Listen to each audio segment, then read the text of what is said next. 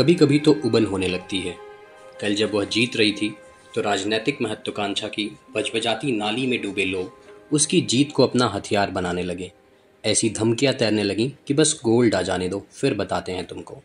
एक खिलाड़ी की उपलब्धि को अपने बदले का हथियार बनाने वाले घिनौने लोग। सोशल मीडिया में ऐसा माहौल बन गया जैसे उसके जीतते ही एक दल के समर्थकों का जीना दुश्वार हो जाएगा। संभव है उन अभद्र टिप्पणियों के कारण अनेक लोग उसके हार की प्रार्थना भी करने लगे हों। प्रतिक्रियाएं तो हमेशा नकारात्मक ही होती हैं। आज जब यह दुर्भाग्य से बाहर हो गई तो इस पर आनंदित होने वाले भी दिखने लगे। सोच कर देखिए, अनेक बड़ी स्पर्धाओं में देश का प्रतिनिधित्व करने वाली लड़की यदि दुर्भाग्य से पदक खो दे तो क्या यह आनंदित होने वाली बात है? छी, कितना गिरेंगे आप लोग। यह सचमुच राजनीतिक चमचागिरी का दौर है जिसमें हर व्यक्ति डूब जाना चाहता है। अपने पसंद के राजनेता का समर्थक होना समझ आता है, लेकिन गुलाम होना नहीं। यह राजनीतिक गुलामी ही है कि पड़ोसी देश में अपने ही भाइयों के घर फूके जाने को क्रांति मान आनंदित होने वाले थे लोग। नहीं तो मंदिरों का फूका जाना, दुकान घरों का जलाया जाना क्रांति होती है भला? क्या आप ही बताइए। क्या राजनीति से बाहर कुछ नहीं होता? क्या कुछ बातों में राजनीति को किनारे नहीं रख दिया जाना चाहिए? वह हमारे आपके बीच की लड़की है। उसने इस खेल के लिए कठिन परिश्रम किया होगा। हम इस पर सोचना भी नहीं चाहते हैं कि उससे उस पर या अन्य खिलाड़ियों पर क्या असर होगा। क्या बुरा नहीं है ये? चंद लोगों की राजनीतिक महत्वाकांक्षा को अपने कंधे पर ढोने वाले हम सामान्य लोग यह कर कर भी क्या पालेंगे?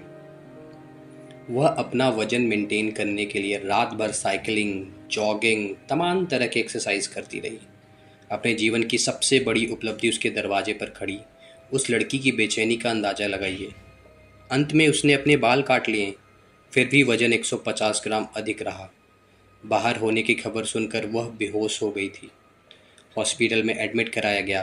पता चला कि उसने अपने खून निकालने का भी प्रयास किया था, पर सरकार से उसकी लाख असहमतियाँ हों, पर उसे इसी सरकार ने भेजा था। वे पदक लेकर आती तो वह इसी राष्ट्र के लिए होता। गोल्ड आने पर इसी देश का राष्ट्रगान बजता। यकीनन वह जीत उसके साथ हम सबकी होती, उस सरकार की भी होती जिसके आप समर्थक हैं या जिसके आप विरोधी हैं। विनेश का आंदोलन जब चल रहा था तो उस विषय पर हमारी जो समझ बनी उसके हिसाब से हमने विरोध या समर्थन किया। खेल के समय हमारी बस यही समझ है कि उस खेल में वह हमारी प्रतिनिधि है और हमें उसके साथ खड़ा होना है। मेरी समझ इतनी ही है। वे लोग तो घिनौने हैं ही जो उसकी जीत से अपनी राजनीति चमकाने की तैयारी में थे, पर वो भी ठीक नहीं है जो उसके बाहर होने पर प्रसन्न हो रहे हैं। मत करिए ऐसा, और कितना गिरेंगे आप लोग।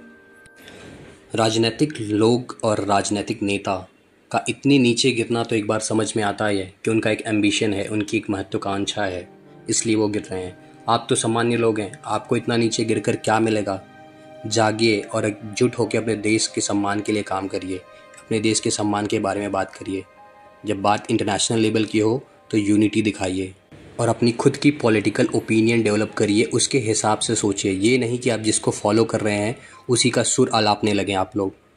इंडियन ऑडियंस या इंडियन पीपल, इंडिया के जो लोग हैं, पॉलिटिकली अगर देखा जाए तो अंधकार में जा रहे हैं, वो डूब रहे हैं। उनको बुद्धि वर्ड तो बोलना नहीं चाहिए, बट समझदार हैं लोग।